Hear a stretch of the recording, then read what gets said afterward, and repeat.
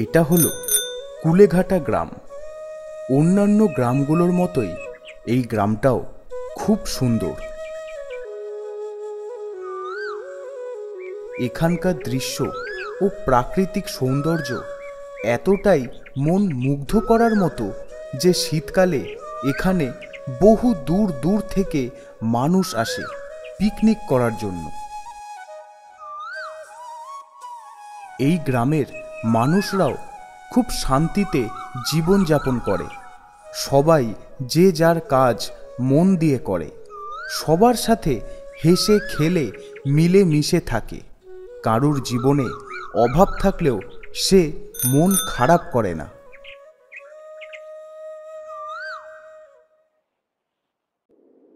তবে এগুলো সবই এখন অতীত। এখন এই গ্রামের মানুষদের জীবনে আর সেই শান্তি নেই যেটা আগে ছিল। এখন এই গ্রামের প্রতিটা কোণা, রাস্তাঘাট সব ফাঁকা। এখন এই গ্রামে দিনের বেলায় বাইরে কোনো মানুষকে দেখা যায় না। এই সময় সবাই তাদের বাড়িতে ঘুমোয়। তবে রাতে তারা সবাই জেগে ওঠে। রাতে যে যার কাজ করে। রাতে বাজার বসে, দোকান খোলা হয়। সবাই তখন নিজের নিজের কাজে ব্যস্ত, আর বাকি সারা রাত জেগে থাকে সকাল না হওয়া পর্যন্ত। সব কিছুই ঠিকঠাক চলে, শুধু দিনের বেলায় কেউ জেগে থাকে না বলে চাষবাস করা আর সম্ভব হয় না। তাই চাষের জমিও এখন আস্তে আস্তে নষ্ট হয়ে যাচ্ছে। চাষিরাও অন্য অন্য কাজে ঢুকে গেছে। এখন আর এই গ্রামের মানুষদের জীবনে কোনো শান্তি নেই। অনেকেই নিজেদের জীবিকা হারিয়ে অন্য জীবিকা শুরু করেছে, তো অনেকে আবার কোনো কাজ না করে সারা রাত জেগে জেগে শুধু বাড়িতে বসে আছে। আসলে এই সব কিছুর কারণ হলো এই গ্রামে গত কয়েক বছরে চুরি এত বেড়েছে যে কোনো কিছুতেই কিছু হচ্ছিল না। রাতে যেই মানুষ ঘুমাতো, ঠিক তখন বাড়ির মূল্যবান বস্তুগুলো প্রতিদিন একটা একটা করে চুরি হয়ে যেত।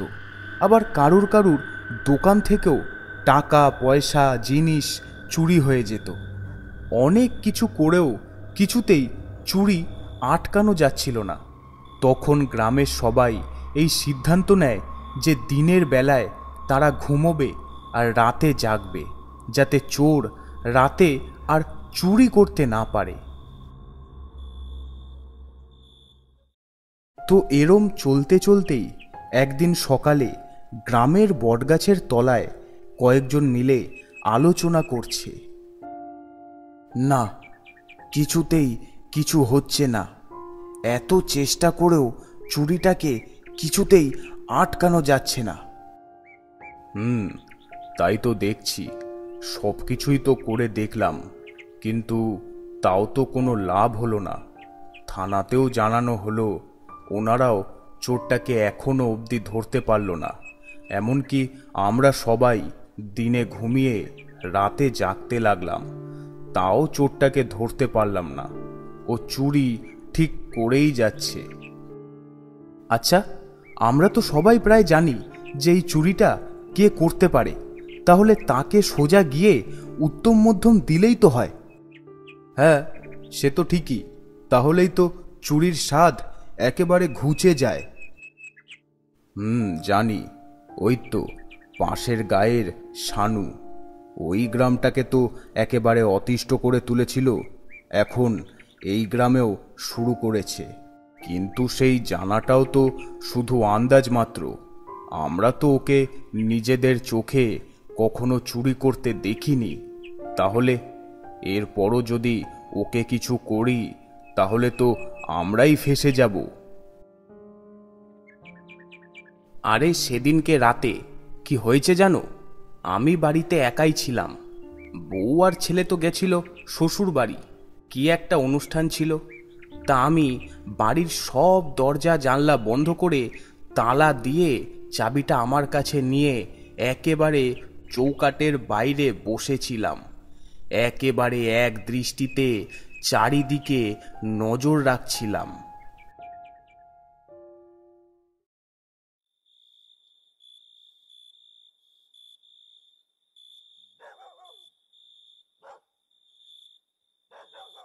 রাত তখন ভালোই, চারিদিক একদম নিস্তব্ধ। আমি একেবারে সজাগ। চারিদিক অনেকক্ষণ ভালোভাবে দেখেও সেরকম কিছু নজরে এলো না। এরমভাবেই আরও কিছুক্ষণ যাওয়ার পর আমার চোখটা যেন আস্তে আস্তে ঘুমে জুড়িয়ে আসছিল। তারপর কখন যে ওখানেই ঘুমিয়ে পড়েছি খেয়াল নেই। হঠাৎ ঘুমটা ভাঙল। হড়বড় করে তন্দ্রাটা কাটতেই দেখি ঘরের দরজাটা খোলা। ততক্ষণের মধ্যেই যা হওয়ার হয়ে গেছে।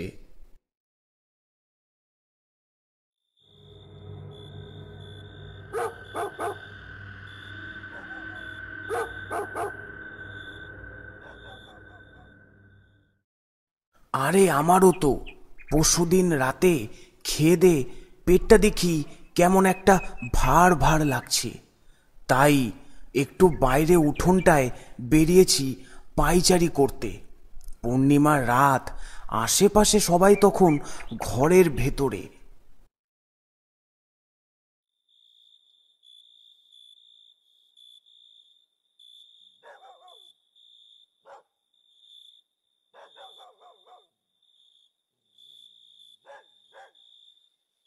পায়চারি করছি আর মাঝে মাঝে আকাশের চাঁদটাকে দেখছি।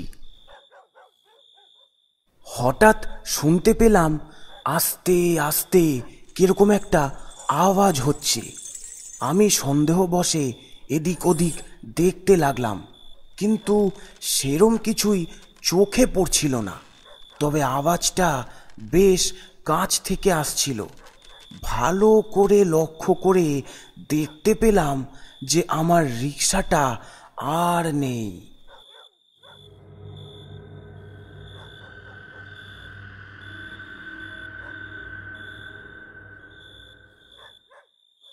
আমি বাইরে থাকা সত্ত্বেও আমার সামনে থেকে রিকশাটা নিয়ে চলে গেল। চিন্তা করো কত বড় সাহস! এখন আমি কি করব? ওটাই তো আমার একমাত্র সম্বল। কি করে যে সংসারটা চালাবো? শুধুই কি তোমাদের, আমারও তো বাজারের দোকানটা এই নিয়ে পরপর দুবার তালা ভেঙে ভেতরের সব জিনিস, নগদ কিছু টাকা সব নিয়ে গেছে। বলো এবার আমি বা কি করি? এখন না হয় রাতে দোকানটা খুলছি তাই, কিন্তু তাতে কি আর আগের মতো বিক্রিবাট্টা হচ্ছে? আমাকেও বাদ দেয়নি। আমি সেদিন গ্রামের ওই পচাদের পুকুরটাতে গেছিলাম স্নান করতে। তা জামাটা আর হাতের একটা আংটি ও গলার একটা পাতলা সোনার চেন পাড়ে একদম সামনে খুলে তাড়াতাড়ি কয়েকটা ডুব দিয়ে উঠে আসি। ও মা, উঠে দেখি আমার জামাটাও নেই আর আংটি ও সোনার চেনটাও নেই। নিমেষের মধ্যে হাওয়া। আমরা গরিব মানুষ, আমরা কি আর সব সময় ওই সব জিনিস গড়তে পারবো? কত কষ্ট করে টাকা জমিয়ে ওই দুটো গড়েছিলাম। নিমাইদা, হারান্দা, তোমরাই এই গ্রামের হর্তা কর্তা, তোমাদেরই এখন কিছু একটা করতে হবে। হ্যাঁ হারান্দা, এবার তুমি কিছু একটা করো। এরমভাবে তো আর চলতে দেওয়া যায় না। হ্যাঁ, কিছু একটা করতেই হবে। এমন কিছু করব যাতে ওই চোরের চুরির স্বাদ একেবারে ঘুচে যায়। দেখব ওর একদিন কি আমাদের একদিন। শোনো, আজকে হলো রবিবার, আসছে বুধবার ঠিক রাতে।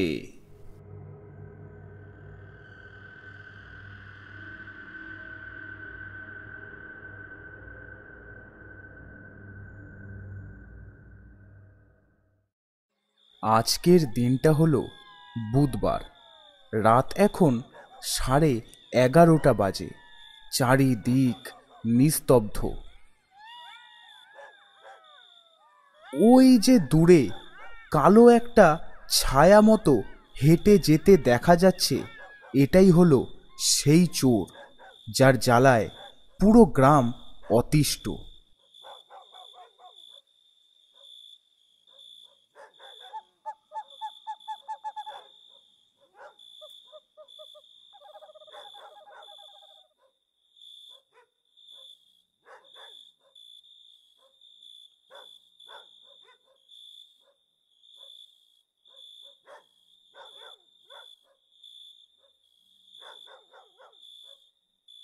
আরে, এ কি?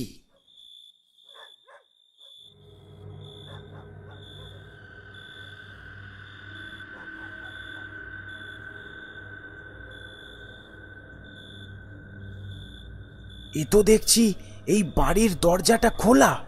উফ, কি কপাল আমার! আজ যে কার মুখ দেখে উঠেছি! লক্ষ্মী যেন একেবারে হাতের সামনে।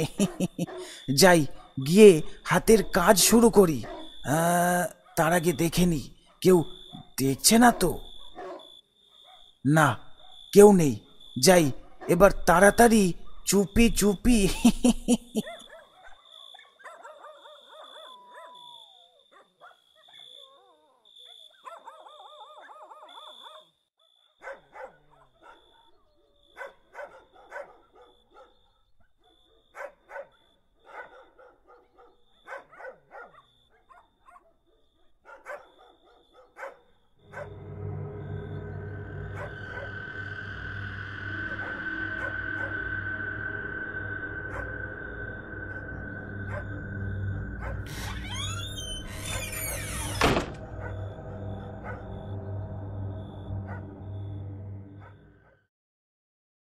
এতগুলো দিন পর চোরটা আজ ধরা পড়েছে। তাকে দেখার জন্য সারা গ্রামের লোক জড়ো হয়েছে এই গাছতলায়। সবাই এখন রাগে ফুঁসছে, যেন গ্রামের যে কোনো একজনের হাতেও চোরটাকে ছেড়ে দিলে সে একাই তাকে মেরে ফেলবে। মোটা দড়ি দিয়ে চোরটার হাত পা খুব শক্ত করে বাঁধা হয়েছে। আমাকে ছেড়ে দাও, আমাকে মেরো না, আমি আর চুরি করব না। দিব্যি খেয়ে বলছি, আর জীবনেও চুরি করব না। তোমারও সব আকুতি মিনতিতে আর কোনো লাভ হবে না। এতদিন ধরে এই গ্রামের মানুষকে অনেক জ্বালিয়েছ। শুধু এই গ্রাম কেন, নিজের গ্রামটাকেও তো শান্তি দাওনি। তোমার কথা বিশ্বাস করা মানে জীবনের সবচেয়ে বড় বোকামো করা। আজ তোমায় শাস্তি পেতেই হবে। না না না, বিশ্বাস করো, আমি সত্যি সত্যি আর জীবনেও চুরি করব না। আমায় মেরো না, আমায় মেরো না। অনেক ফালতু সময় নষ্ট হয়েছে, এর কথা শুনে আর কাজ নেই। এই, মার মার মার।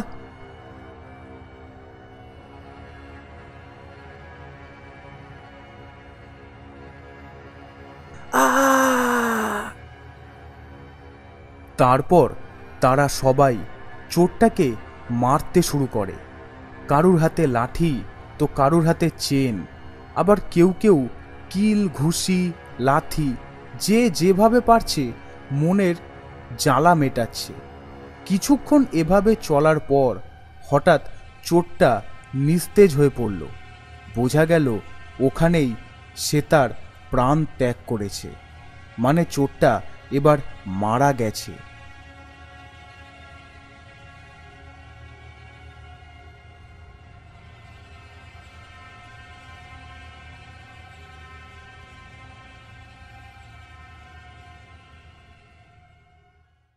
একটা জ্বালা থেকে তো মুক্তি পাওয়া গেল, কিন্তু এটার তো এবার একটা সৎ গতি করতে হবে। ও তো আমাদের গ্রামের কেউ ছিল না, আর তাছাড়া এরকম একটা চোরের জন্য অত মাথা ব্যথা নিয়ে লাভ নেই। ওর দেহটাকে নিয়ে গিয়ে গ্রামের পেছনের ওই ফাঁকা জায়গাটায় গিয়ে ফেলে এসো। এমনিতেও ওখানে কোনো মানুষের ঘর বাড়ি নেই, আর সচরাচর ওই দিকটাতে কেউ যায়ও না। শিয়াল কুকুরেই যা করার করে দেবে। যেরম কথা সেরমই কাজ। কয়েকজন মিলে চোরটার দেহটা গ্রামের এই পেছনের জায়গাটায় এসে ফেলে দিয়ে গেছে। বাকিরা যে যার মতো তাদের কাজে ফিরে যাচ্ছে। এতদিন পর তারা আবার তাদের সাধারণ জীবনে ফিরছে। তাদের এখন আলাদাই আনন্দ। আজ থেকে আবার সবকিছু স্বাভাবিক। আবার দিনের বেলায় সবাই তাদের কাজ করবে আর রাতে শান্তিতে ঘুমোবে।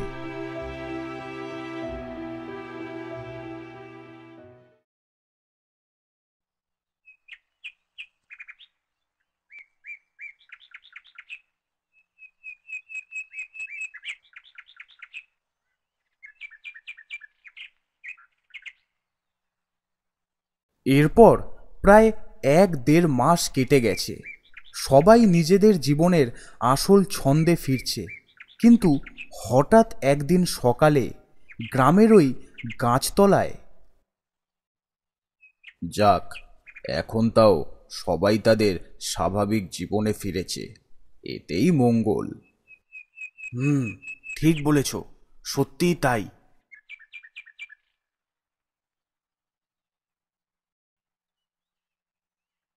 নিমাই জেঠু, হারান জেঠু, তোমাদের একটা কথা বলার ছিল। কি কথা বল? তার আগে তোমরা এটা বলো যে আমাদের গ্রামের ওই পেছন দিকটা, ওই জায়গাটার কি কোনো ঘটনা আছে, না মানে কোনো অশুভ কিছু? না, সেরম কিছু তো আমরাও শুনিনি। তবে অনেক বছর আগে নাকি ডাকাতদের আস্তানা ছিল ওই জায়গাটা।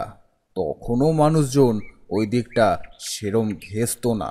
আর আজ এতদিন পরও জায়গাটা ওরকম ফাঁকাই পড়ে আছে, কেউই ওখানে বসবাস শুরু করেনি। কেন বলতো, হঠাৎ এই কথা জিজ্ঞেস করছিস? আসলে কালকে কাজ থেকে ফিরতে আমার সন্ধে হয়ে গেছিল। তা আমি তাড়াতাড়ির জন্য ওই পেছনের দিকটার যে রাস্তাটা, তার আগে আরেকটা রাস্তা আছে না, ওই রাস্তাটা দিয়ে আসছি। ওটা অবশ্য ওই পেছনের জায়গাটা থেকে একটু দূর। তা আমি ওই রাস্তাটা দিয়ে আসছি। ওখানে আমি ছাড়া আর কেউ ছিল না। জায়গাটা পুরো ফাঁকা। বেশ কিছুটা আসার পর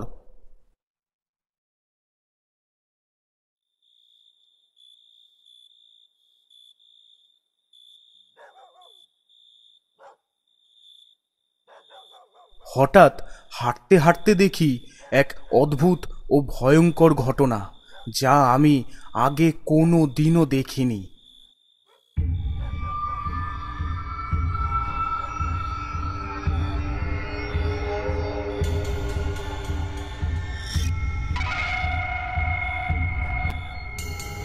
দেখি একটা কুচকুচে কালো কুকুর সোজা হেঁটে হেঁটে একটা নারকেল গাছে উঠছে। ওই রকম একটা ঘটনা দেখে সত্যি বলতে আমি প্রচণ্ড ভয় পেয়ে যাই, আর কোনো রকমে ওখান থেকে পালিয়ে চলে আসি।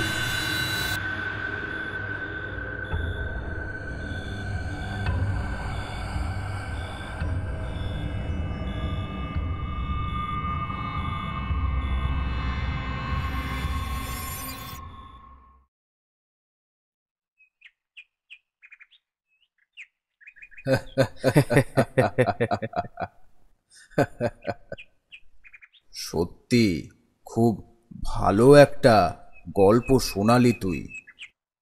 কুকুর নাকি গাছে উঠছে? হ্যাঁ, এও কি সম্ভব? তাও আবার হেঁটে হেঁটে? আমার মনে হয় কাল তোর বেশি খাটনি হয়ে গেছে, ওই জন্য ভুলভাল দেখেছিস। বাড়ি গিয়ে একটু বিশ্রাম নে, সব ঠিক হয়ে যাবে। যা যা।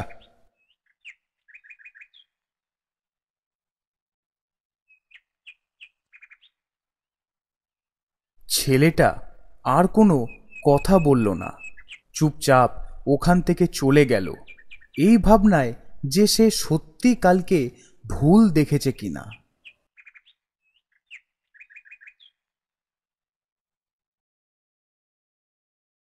পরের দিন সকালে এই গ্রামের বাজারের মুখে একটা চায়ের দোকানের সামনে দাঁড়িয়ে হারান্দা আর কয়েকজন কথা বলছিল। ঠিক সেই সময় গ্রামেরই একজন ছুটতে ছুটতে সেখানে আসে। হারান্দা, তোমরা এখানে, শিগগিরই চলো।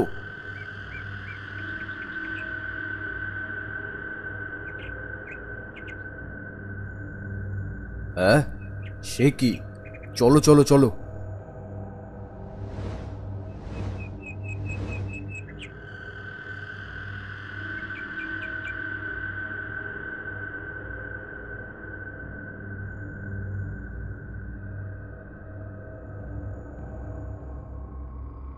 এখানে এসে তারা দেখল তাদেরই গ্রামের ছেলে, অর্থাৎ গতকাল যার কথা তারা হাসি ঠাট্টা করে উড়িয়ে দিয়েছিল, সেই ছেলেটার ক্ষত বিক্ষত দেহ তারই বাড়ির পাশের একটা গাছের গোড়ায় পড়ে রয়েছে। হাত পাগুলো সব উল্টো দিকে ভেঙে মুড়িয়ে দেওয়া হয়েছে, আর ঘাটটাকে মোটকে পেছনে ঘুরিয়ে দেওয়া হয়েছে। মুখ দিয়ে রক্ত বেরিয়ে পড়ছে, তবে এই সব ছাড়া শরীরে আর কোনো ক্ষতের দাগ নেই। এরম ঘটনা ঘটলো কেমন করে? ওকে এইভাবে কে মারল? ওর বাবা তো ছেলের শোকে ঠিকঠাক কথাও বলতে পারছে না, তবে তাও যতটুকু বলল সেটা হলো যে ও নাকি কাল রাত্রে কিরকম একটা করছিল, কিরকম ছটপট করছিল, এরকম নাকি আগে ও কোনো দিনও করেনি। কোনো কথাও বলছিল না, চুপচাপ ছিল। তারপর রাতে সবাই শুয়ে পড়ে। হঠাৎ ভোর রাতে ওর বাবার ঘুম ভেঙে দেখে ছেলে ঘরে নেই আর দরজাটাও খোলা। তখনই সাথে সাথে ওর বাবা বাইরে বেরিয়ে এসে দেখে এই অবস্থা।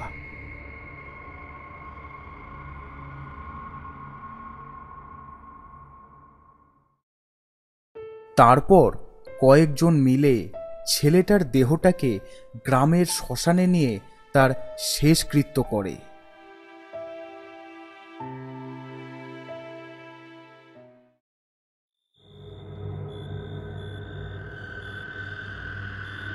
এই ঘটনার পর দুদিন কাটতে না কাটতেই গ্রামে আবার সেই একই রকম একটা ঘটনা ঘটে গেল। এই গ্রামেরই উত্তর দিকে 70 মেয়েটা ওই একইভাবে মারা গেছে। কি হচ্ছে বলো তো? দুদিন আগেই ওরকম একটা মর্মান্তিক ঘটনা ঘটলো, আর আজ আবার। আচ্ছা সত্য, কি হয়েছিল? কি করে হলো এরকম? কি আর বলবো, কালকে রাতে ও যেন কিরকম একটা করছিল, আর বারবার জানলা দিয়ে রাতে বাইরের দিকে দেখছিল। তারপর আমরা সবাই শুয়ে পড়ি, আর সকালে উঠে দেখি এই ঘটনা। তবে কালকে রাতে ও পড়ে বাড়ি আসার পথে একটা কালো বিড়াল দেখতে পেয়েছিল।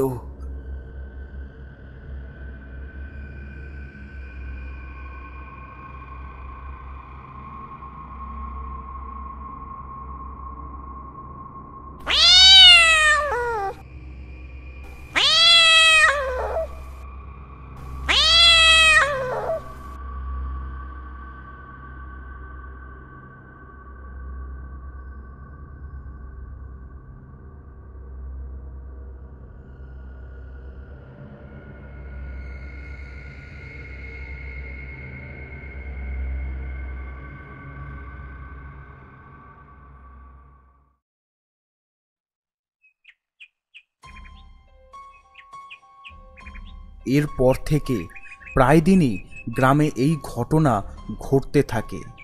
প্রায় দিনই কেউ না কেউ ঠিক ওই একই রকমভাবে মারা যেতে থাকে, আর তার দেহটা পাওয়া যায় নয় তার ঘরে আর নয় বাড়ির বাইরে। সারা গ্রাম এখন এক মহা সংকটে। কিছুদিন আগেই একটা ঝামেলা থেকে উঠে এখন আবার একটা বিপদের মুখে। কেউ জানে না যে কে এই মানুষগুলোকে মেরে ফেলছে, তাই সবাই যেন এখন একটা আতঙ্কে। তবে এটা বোঝা যাচ্ছে যে যেই ওই কালো কোনো পশুকে দেখছে সেই তারপর মারা যাচ্ছে, তাই ভয়ে লোক আস্তে আস্তে বাড়ি থেকেই বেরোনো বন্ধ করে দিচ্ছে, যাতে কোনো পশুই তাদের চোখে না পড়ে।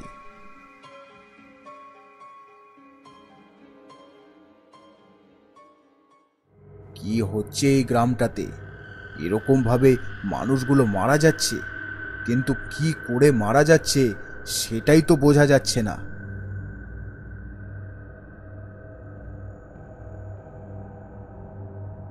জেঠু, জেঠু, তোমরা আমাকে বাঁচাও, না হলে আমিও মারা যাব। আরে কি হয়েছে? কি হয়েছে তোর? আমাদেরকে খুলে তো বল, না হলে বুঝবো কি করে। আজকে সকালে আমি বাড়ি থেকে বেরিয়ে বাজারের দিকে যাচ্ছি, তা একটু এগোতেই দেখি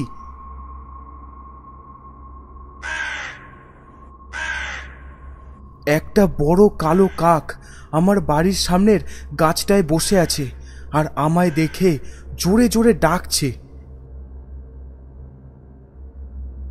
এবার মনে হয় আমি আর বাঁচব না, আমিও মারা যাব। না না, তুই কিছু চিন্তা করিস না, কিচ্ছু হবে না, আমরা তো সবাই আছি। তুই এখন বাড়ি যা, আর কোথাও বেরোস না। আমরা আজ রাতে তোর বাড়িতেই তোর সাথে থাকবো, কেমন? যা এখন।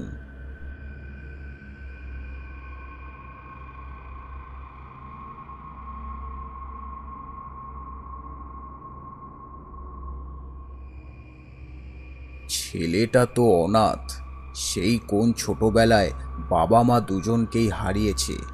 তারপর থেকে তো আমাদের কাছেই মানুষ। ওর কিছু হলে আমরা সবাই অনেক কষ্ট পাব। দেখি কি করা যায়।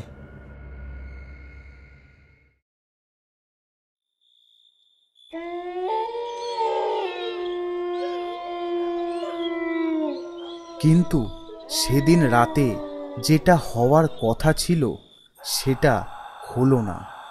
গ্রামের কয়েকজন এসে পৌঁছানোর আগেই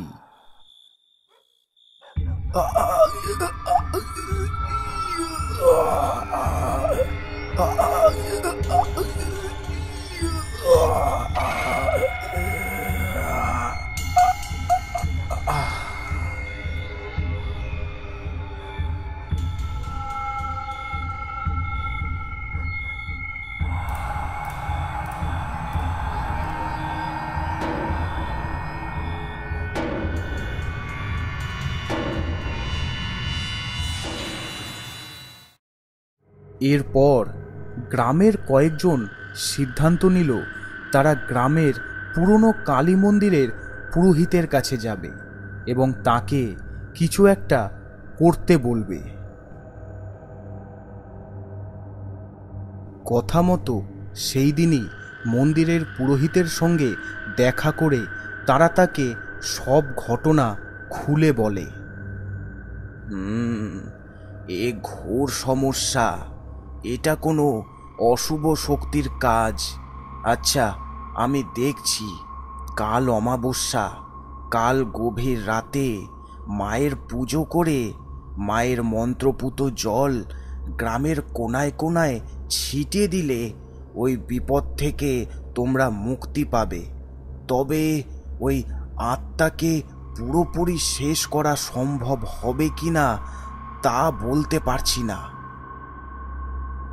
এই অশুভ শক্তি মনে হয় ওই চোরটা যাকে আমরা মেরে ফেলেছিলাম। হ্যাঁ, ঠিকই বলেছ।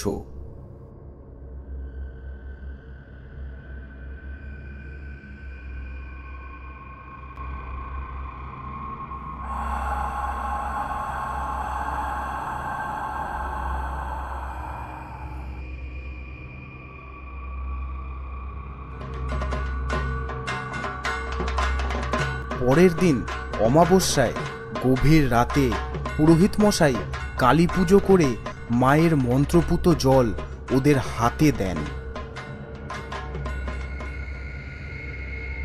আর ওরা গ্রামের সব কোনায় কোনায় সেই জল ছিটিয়ে দেয়।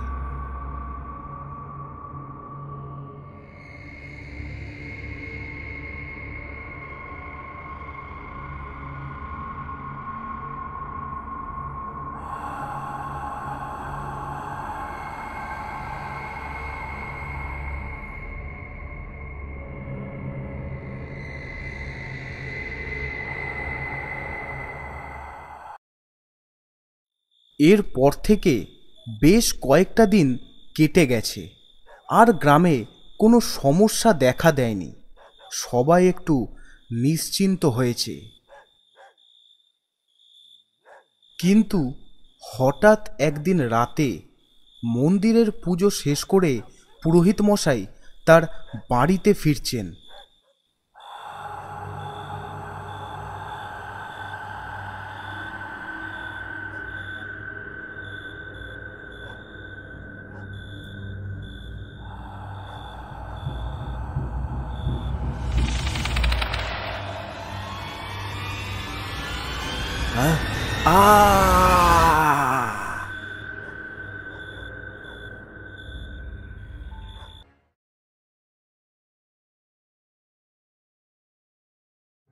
ওই রাতে পুরোহিতের চিৎকার শুনে আশেপাশের বাড়ি থেকে কয়েকজন ছুটে আসে, আর এখানে এসে দেখে পুরোহিত ওখানে মাটিতে পড়ে আছে, আর তার বুকে একটা বড় আঁচড়ের দাগ, যেখান থেকে অঝরে রক্ত গড়িয়ে পড়ছে। তারা তাড়াতাড়ি পুরোহিতকে তুলে তাদের বাড়িতে নিয়ে যায়।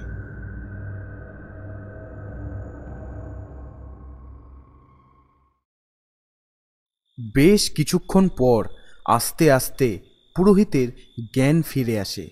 কেউ একজন পুরোহিতের বুকের ঘায়ের ওপর ওষুধ লাগিয়ে কাপড় দিয়ে ঢেকে রেখেছেন।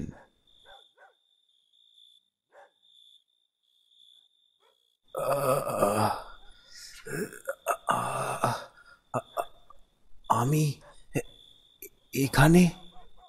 পুরোহিত মশাই, এই রাতে আপনার চিৎকার শুনে এরা সবাই ছুটে যায়, আর গিয়ে দেখে সামনের রাস্তার উপর আপনি অজ্ঞান হয়ে পড়ে আছেন, আর আপনার বুকে একটা বড় ক্ষত, যেখান থেকে রক্ত গড়িয়ে পড়ছে। আচ্ছা, কি হয়েছিল পুরোহিত মশাই? শেষ হয়নি, সে এখনো আছে, এখনো এই গ্রামেই আছে। সে আছে মানে? আপনি কার কথা বলছেন?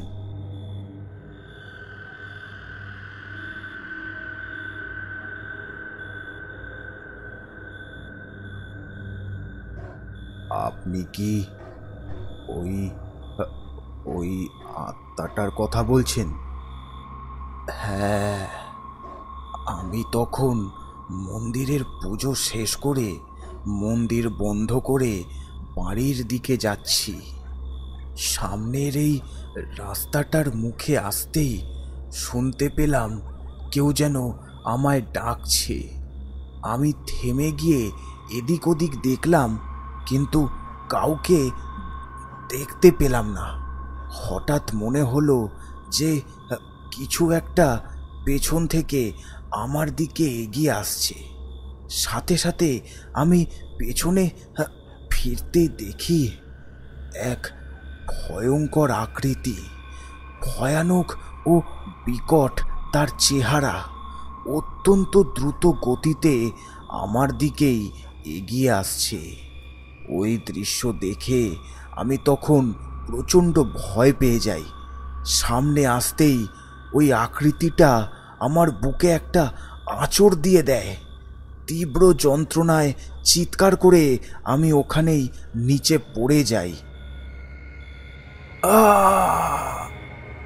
এরপর সে আমায় পুরোপুরি শেষ করার আগে শরীরের সবটুকু শক্তি ও সাহস জুগিয়ে মহাকালীকে মন্ত্র জপ করতে লাগলাম।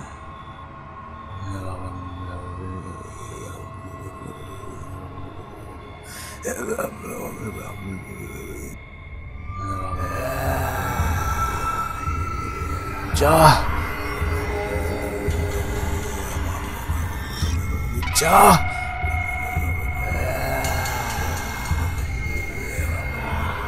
যা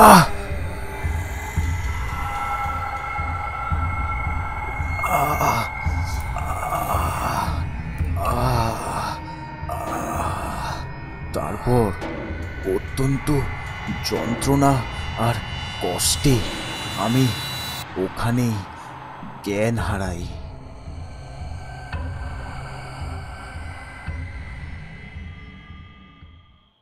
আমারই ভুল, আমি বুঝতে পারিনি যে ওই আত্মা এতটা শক্তিশালী হবে।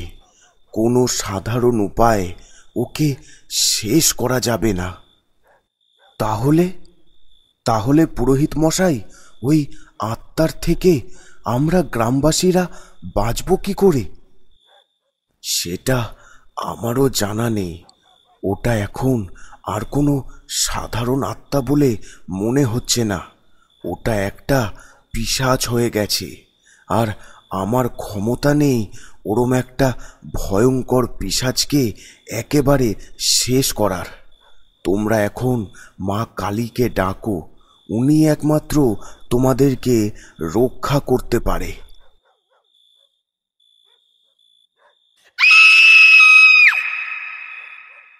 হঠাৎ কাছে গোড়ায় কোথাও থেকে একজন মহিলার চিৎকার ভেসে এলো। সেই চিৎকার শুনে ঘরের সবাই বেশ ভয় পেয়ে উঠেছে। কি হলো? কেউ মনে হয় বিপদে পড়েছে। আমাদের সবার একবার গিয়ে দেখা উচিত। হ্যাঁ, সে তো অবশ্যই। আমি বলছি কি, সবাই চলে গেলে পুরোহিত মশাই তো এখানে একা থাকবেন। তাই বরং আমি না হয় এখানেই থাকি, আর আমার সঙ্গে আরও 2-3 জন থাকুক এখানে। হ্যাঁ, না না, আমিও যাব না, আমিও এখানেই থাকব। আমরা কেউ এখন বাইরে বেরোবো না। বাইরে বেরোলেই যদি ওই আত্মা আমাদের মেরে ফেলে তখন? হ্যাঁ ঠিকই, আমরা কেউই এখন এখান থেকে বেরোবো না। বলা যায় না, ওই আত্মা হয়তো এখন আশেপাশেই আছে।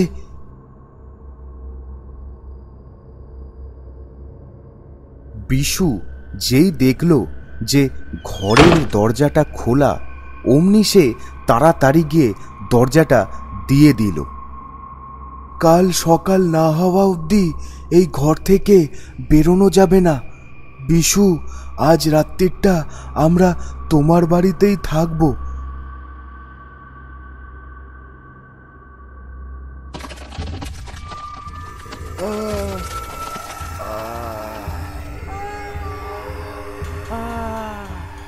নিশ্চয়ই ওই আত্মাটা এসেছে। এবার এবার কি হবে? আমাদের সবাইকে ও মেরে ফেলবে। পুরোহিত মশাই, পুরোহিত মশাই, আপনি কিছু একটা করুন, কিছু একটা করুন পুরোহিত মশাই।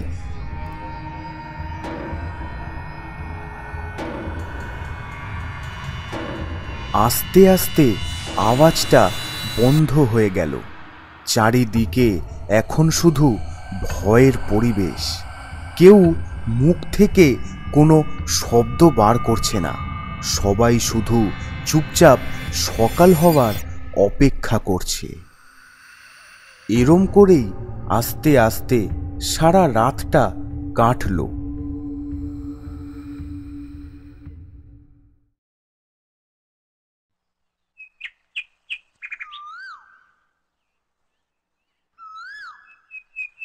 পরের দিন ভোর হতে না হতেই সবাই ছুটল এটা দেখতে যে আগের দিন রাতে ওই আওয়াজটা কোথা থেকে এসছিল, শুধুমাত্র পুরোহিত বাদে। তারপর জানা গেল যে গ্রামের একটু পশ্চিম দিকে মদন গোয়ালার বউকেই কাল রাতে ওই আত্মা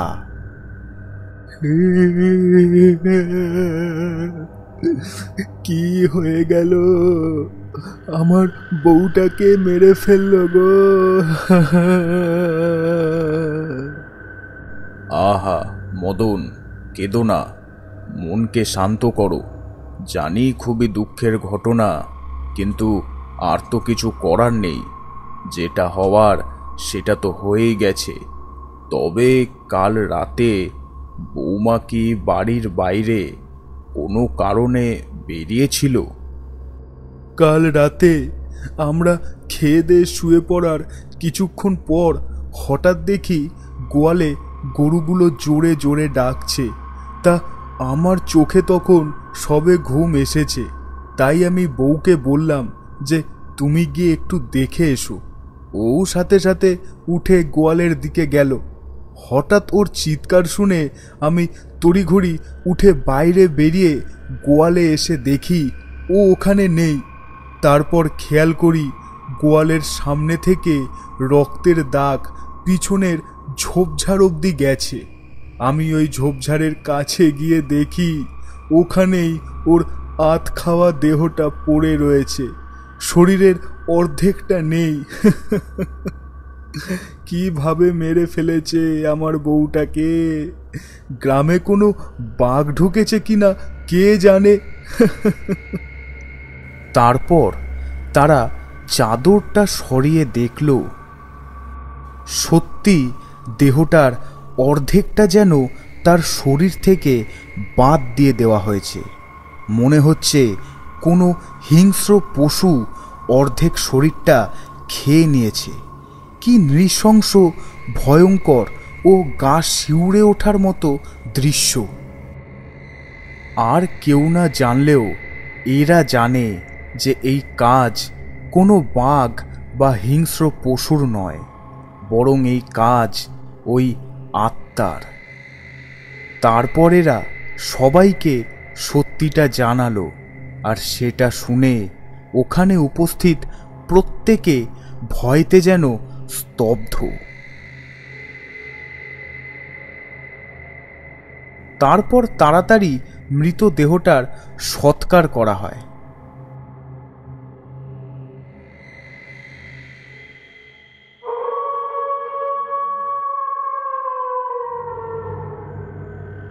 এরপর থেকে শুরু হলো আবারও সেই ভয়ানক তাণ্ডব।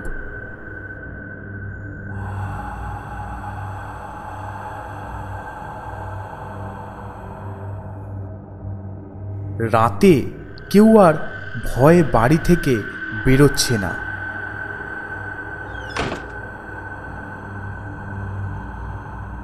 আবারও গোটা গ্রাম এখন রাতের বেলায় ঘরবন্দি। যদিও বা কারুর কাছ থেকে বাড়ি ফিরতে ভুল করেও একটু রাত হয়ে যেত, তাহলে সেই আত্মা তাদেরকেও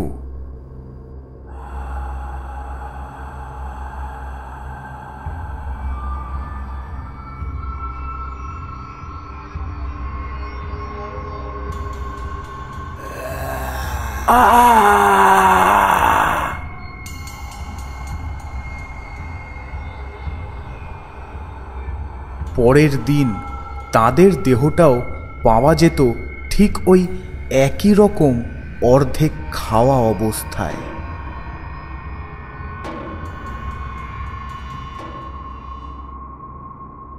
এরম করেই একদিন রাতে গ্রামের মাঝে হরেনের আতপাগল ভাইটা হঠাৎ দরজা খুলে বাইরে বেরিয়ে যায়। গোপাল, গোপাল, গোপাল, কোথায় গেলি? এই ছেলেটাকে নিয়ে আমার এক জ্বালা হয়েছে। বেশ ঘরের মধ্যে আটকে রেখেছিলাম, হঠাৎ দরজাটা বেকায়দায় খুলে দৌড় লাগালো। এখন এই সময় কোথায় যে খুঁজি, তার উপর নিজেরও তো ভয় লাগছে। ওকে খুঁজতে গিয়ে আমরাই না আবার প্রাণ হারাই। হঠাৎ বাড়ির পেছন দিক থেকে কিরকম একটা আওয়াজ আসে। ওই শুনে হরেন আর তার বউ তাড়াতাড়ি বাড়ির পেছন দিকে যায়।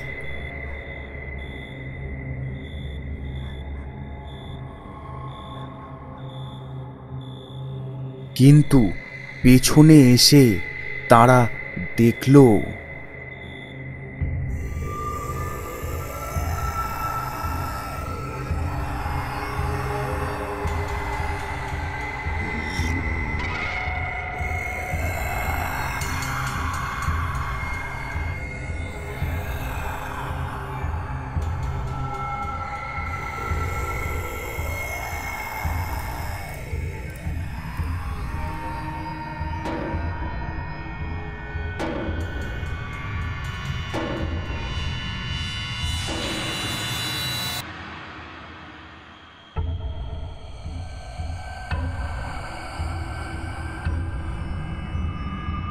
এরম দৃশ্য নিজের চোখের সামনে দেখে অত্যন্ত ভয়ে, আতঙ্কে আর কষ্টে ওরা ওখানেই জ্ঞান হারায়।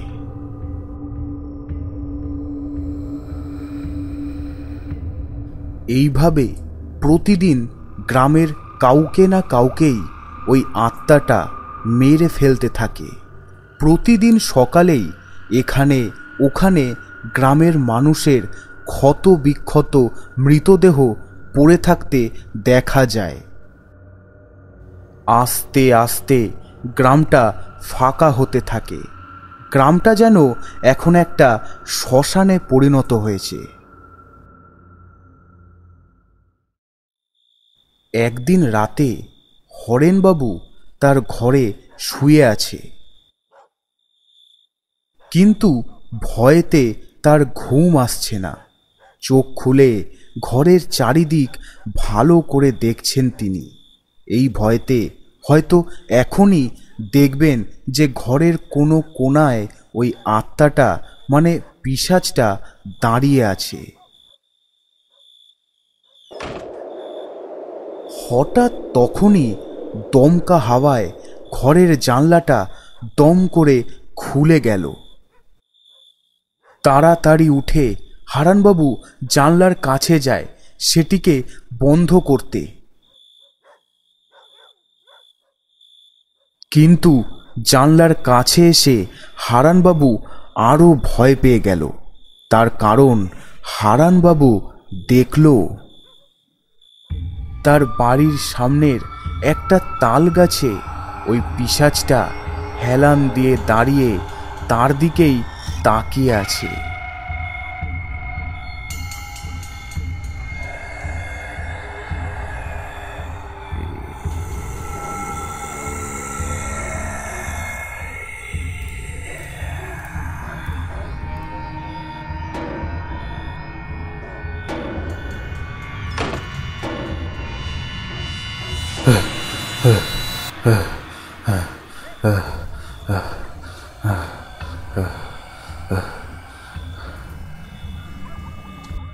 না, আর না, এই গ্রামে তো কোনো তান্ত্রিক নেই। কালকেই পাশের গায়ের ওই ভবানন্দ তান্ত্রিকের কাছে যেতে হবে। উনি যদি এই বিপদ থেকে আমাদেরকে বাঁচাতে পারেন। আর ঘরে লুকিয়ে থাকলে চলবে না, কিছু একটা করতেই হবে।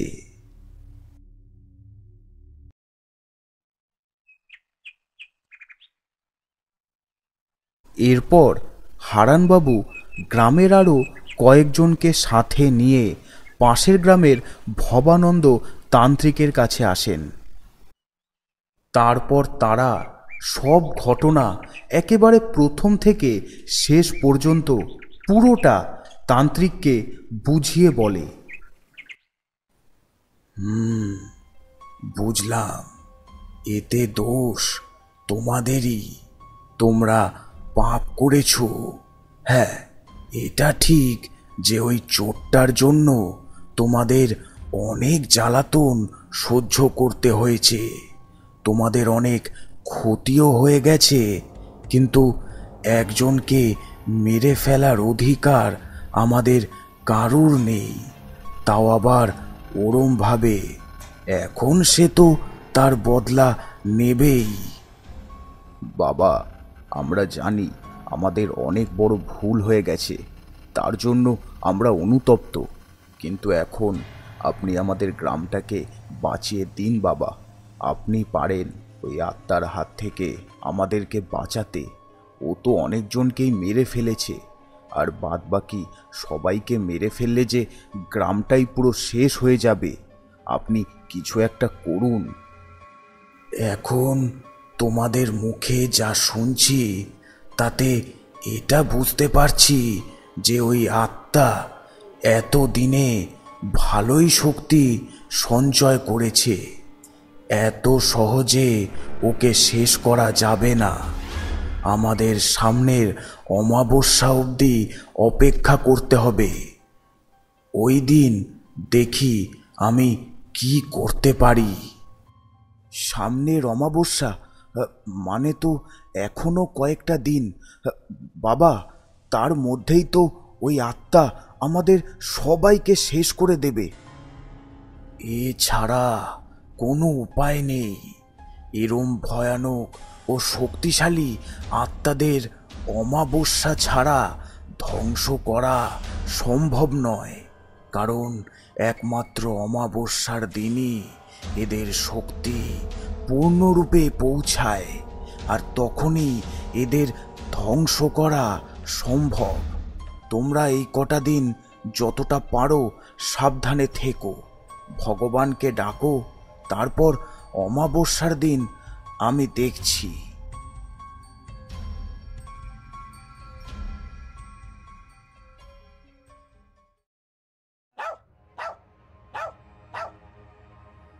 অমাবস্যা আসার আগের কয়েকটা দিন যেন সত্যি ওই আত্মা আরো ভয়ঙ্কর হয়ে উঠেছিল। মানুষজন ঘরের ভেতর দরজা জানলা বন্ধ করে লুকিয়ে বসে থাকলেও এখন ওই আত্মা দরজা ভেঙে ভেতরে ঢুকে তাদেরকেও মেরে ফেলতে লাগলো। দেখতে দেখতে প্রায় পুরো গ্রামটা এখন ফাঁকা হয়ে এসেছে। এমনকি হারানবাবু আর নিমাইবাবুও ওই আত্মার হাত থেকে নিস্তার পেল না। বেঁচে থাকা কয়েকজনের মধ্যেই একজন হলেন গ্রামের পুরোহিত।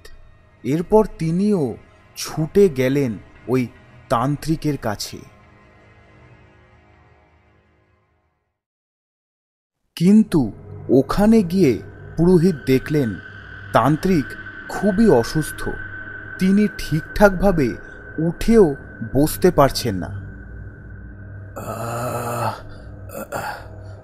হঠাৎ করে শরীরটা এতটা খারাপ হয়ে গেল যে আমি উঠে পর্যন্ত বসতে পারছি না। কিন্তু কালকেই তো অমাবস্যা, কালকেই যা করার করতে হবে, না হলে ওই আত্মাকে আর আটকানো যাবে না। তাই যা করার এখন তোমাকেই করতে হবে। কিন্তু আমি কি পারবো? পারতে তো হবেই, তাছাড়া আর কোনো উপায়ও নেই। এখন গ্রামের বাকি লোকেদের তোমাকেই বাঁচাতে হবে। আমি তোমায় সব কিছু বুঝিয়ে বলে দিচ্ছি যে কি কি করতে হবে। তুমি শুধু সেগুলোই করবে, আর এই কাজটা শুরুর আগে নিজেকে মহাকালীকে মন্ত্র বলে বন্ধন করে নেবে। তাহলে পথে ওই আত্মা তোমার কাছে আসতে পারবে না। তবে সাবধান, কাজটা করার সময় কিন্তু ওই মন্ত্রের প্রভাব আর থাকবে না। তখন কিন্তু ওই আত্মা তোমাকে মেরে ফেলতেও একটুও সময় নেবে না। তাই যা করার খুব সাবধানে করবে। এবার শোনো, কালকে রাতে 11টার পর তুমি ঠিক ওই স্থানে যাবে যেখানে ওই আত্মার দেহটা ফেলা হয়েছিল, আর সেই স্থানে মন্ত্র পড়ে একটা গোলাকার রেখা বৃত্ত তৈরি করে তার ভিতর এই ক্রিয়াটা করবে। তবে ভুল করেও আত্মা পুরোপুরি শেষ না হওয়া অবধি ওই বৃত্তের বাইরেও পা রাখবে না। মনে রেখো, এবার শোনো কি করতে হবে।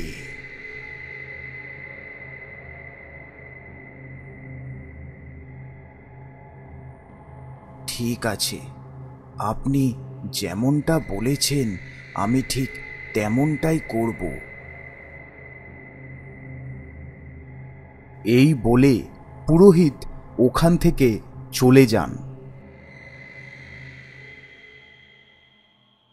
পরের দিন অমাবস্যায় রাত ঠিক 11টার সময় পুরোহিত প্রথমে মহাকালীকে মন্ত্র বলে নিজেকে বন্ধন করে নেন, আর তারপর বাড়ি থেকে বেরিয়ে পড়েন ওই জায়গাটার উদ্দেশ্যে যেখানে ওই চোরটার দেহটা ফেলা হয়েছিল।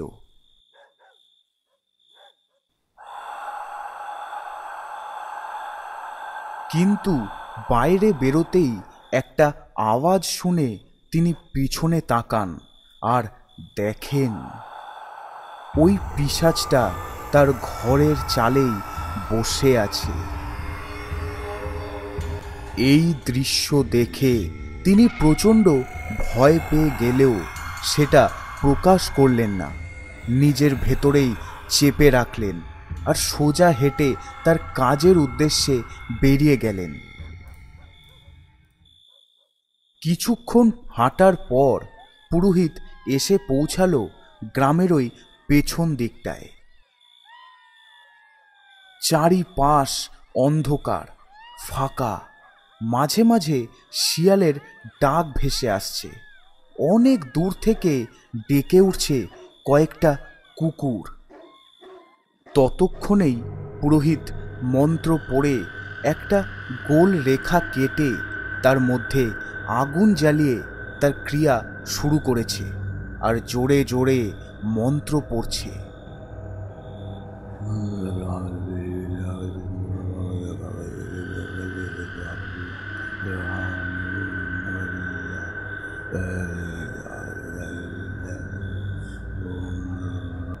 বেশ কিছুক্ষণ সময় কেটে গেছে, কিন্তু তবুও সেরম কিছু হয়নি।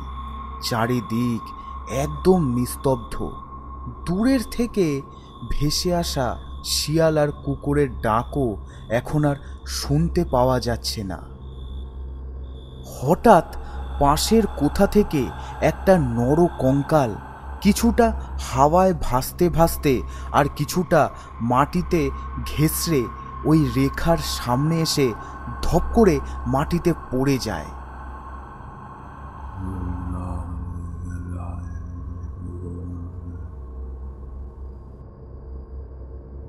ঠিক তখনই ওই পিশাচরূপী আত্মাটা ওই কঙ্কালটার সামনে দৃশ্যমান হলো।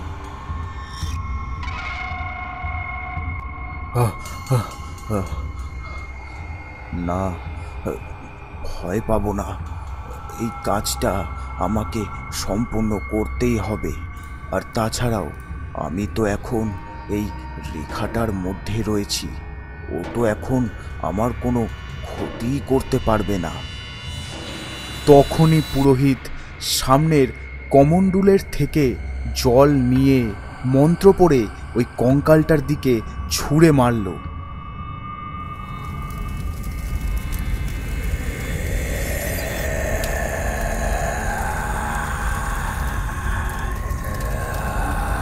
এই দৃশ্য দেখে পুরোহিত একটু ভয় পেয়ে যায়, সাথে সে একটু স্বস্তিও পায় যে এবার আত্মাটা শেষ হয়ে যাবে।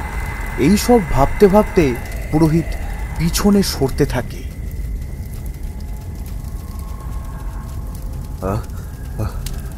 হঠাৎ সে থেমে যায় আর নিচের দিকে তাকাতেই দেখে সে এখন ওই রেখাটার বাইরে। তবে ভুল করেও আত্মা পুরোপুরি শেষ না হওয়া অবধি ওই বৃত্তের বাইরেও পা রাখবে না, মনে রেখো।